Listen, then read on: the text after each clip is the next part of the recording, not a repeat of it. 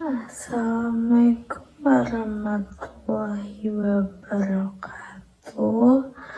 Perkenalkan, nama saya Anissa Suroya dengan NPM 2303050017. Di sini saya akan mempresentasikan mengenai kesehatan anak menurut perspektif global. Yang pertama yaitu status dan tren kesehatan anak dunia. Fokusnya kepada gambaran umum kondisi kesehatan anak secara global, kemajuan, dan tantangan besar yang masih dihadapi. Dalam kondisi global, angka kematian anak di bawah 5 tahun turun 59% sejak tahun 1990 menurut WHO tahun 2023. Penyebab utama kematian masih seperti pneumonia, diare, malaria, dan komplikasi neonatal. Kemudian negara dengan kematian anak tinggi seperti Nigeria, India, Pakistan, Kongo, dan Ethiopia. Akses imunisasi meningkat, lebih dari 80% anak di dunia sudah menerima imunisasi dasar. Kemudian tantangan baru seperti penyakit non-communicable seperti obesitas, diabetes, lalu gangguan mental. Kemudian keterikatan dengan Indonesia menempati peringkat menengah global untuk keberhasilan menurunkan angka kematian anak menurut AKB 23 1000 kelahiran 2023. Lalu program imunisasi nasional seperti polio, campak, BCG, dan DBT sudah menjangkau lebih dari 90% anak. Tantangan utama di Indonesia ketimpangan wilayah, angka angka kematian dan kekurangan gizi lebih tinggi di Nusa Tenggara, Papua, dan Kalimantan. Kemudian yang kedua, gizi dan stunting sebagai isu global dan nasional. Fokusnya kepada kondisi gizi anak di dunia dan bagaimana Indonesia masih berjuang melawan stunting.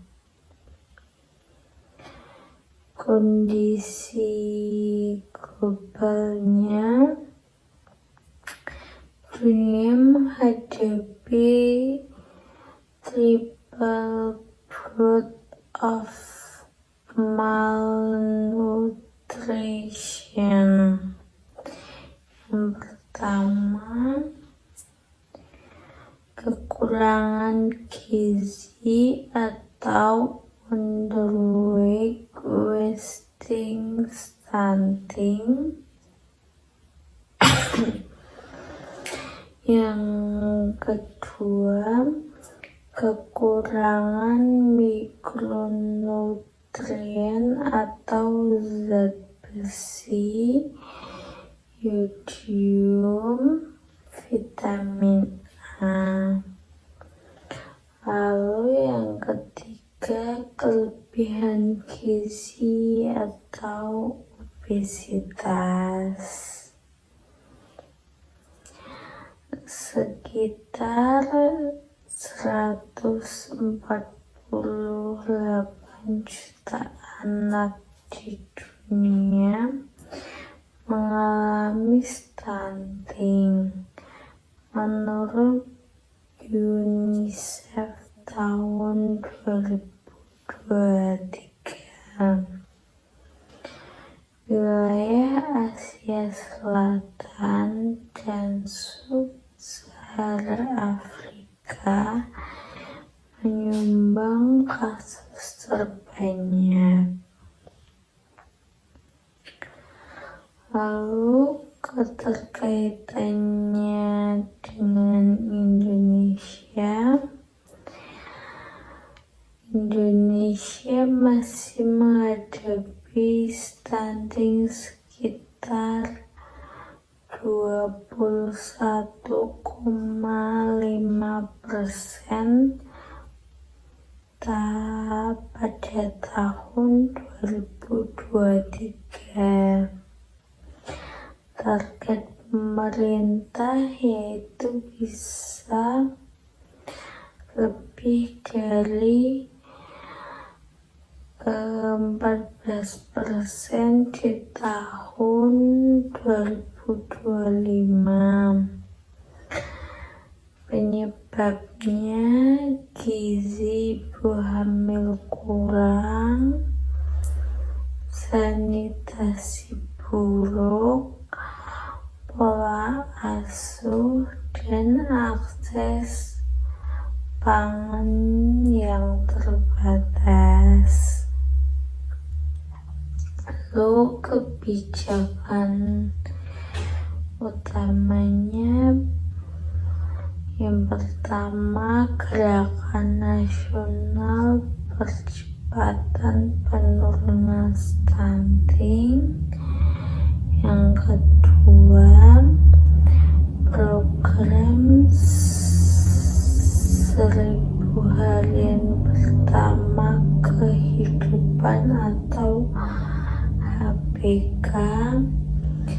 Lalu yang ketiga, pemberian makanan tambahan atau PMT dan edukasi gizi di posyandu.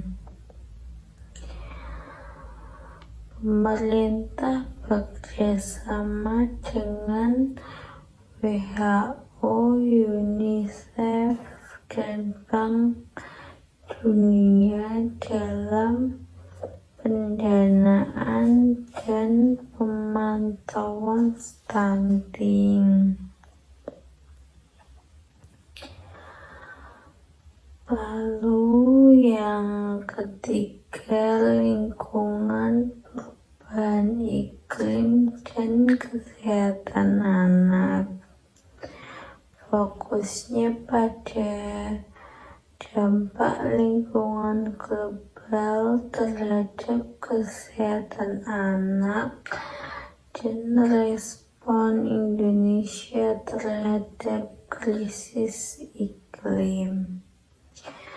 Kondisi globalnya, WHO menyebut 1 dari 4 kematian anak di dunia disebabkan oleh faktor lingkungan seperti air tercemar, udara kotor, limbah berbahaya. Anak paling rentan terhadap seperti polusi udara, meningkatkan risiko pneumonia dan asma. Lalu perubahan iklim menyebabkan kekeringan, gagal panen atau kekurangan air. Lalu bencana alam dan migrasi paksa akibat iklim. UNICEF memperkirakan 1 miliar anak hidup di daerah berisiko tinggi akibat perubahan iklim. Lalu keterkaitan dengan Indonesia. Indonesia termasuk negara yang sangat rentan terhadap perubahan iklim. Dampaknya seperti penyakit demam berdarah, diare, dan ispa meningkat saat cuaca ekstrim. Lalu program nasionalnya seperti gerakan sekolah sehat, program sanitasi global berbasis masyarakat STBM, atau kebijakan pengendalian polusi udara dan air bersih. Anak-anak di wilayah pesisir dan pedalaman paling berdampak. Lalu yang keempat adalah kesehatan mental. Kesehatan mental, pendidikan, dan kebijakan perlindungan anak. Fokusnya terhadap aspek sosial dan psikologi kesehatan anak yang kini menjadi perhatian global. Kondisi globalnya, WHO melaporkan 1 dari 7 anak berusia 10-19 tahun mengalami gangguan mental seperti depresi, kecemasan, dan stres. Pandemi COVID-19 memperburuk kondisi ini. Isolasi sosial dan ketidakpastian sekolah. Negara-negara maju mulai mengintegrasikan mental health education dalam kurikulum sekolah. Anak di daerah konflik mendapati trauma berat, kekerasan, dan kehilangan akses pendidikan. Keterkaitan dengan Indonesia, kesadaran terhadap kesehatan mental anak masih rendah, tapi mulai meningkat pasca pandemi.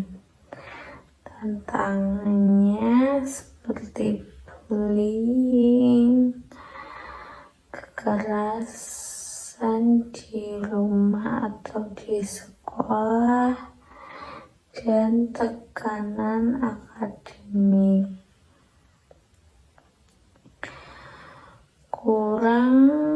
Kurangnya psikologi anak di sekolah, rasionya lebih dari 1:10.000.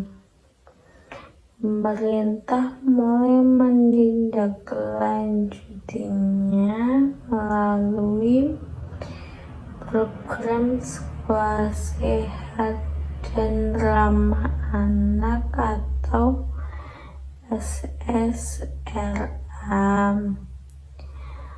kebijakan layanan psikologi di sekolah, kolaborasi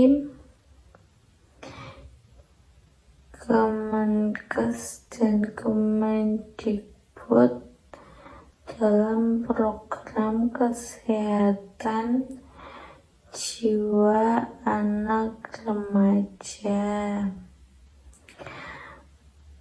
Lalu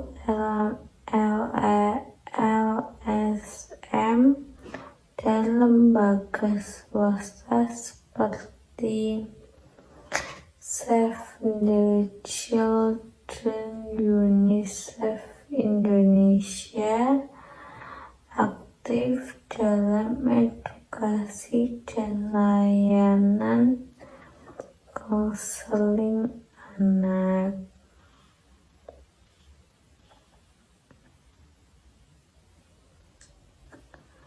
Lalu dalam mind map itu dapat disimpulkan bahwa